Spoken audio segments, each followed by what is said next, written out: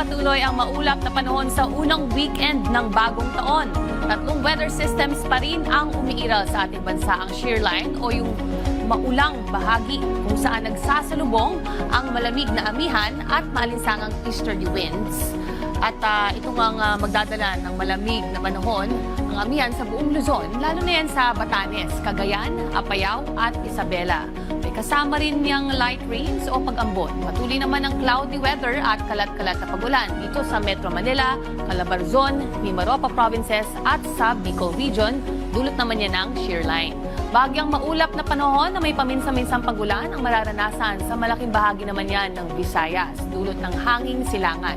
Sa Samar at Leyte naman ay magkakaroon ng maulan at maulap na panahon dala ng shear line. Sa malaking bahagi naman ng Mindanao, makararanas ng bahagyang maulap na panahon at paminsang mahinang pagulan, dala yan ng easterlies. Ngayon, silipin naman natin ang weather sa ilang mga lugar sa Asia para sa mga lalabas ng bansa.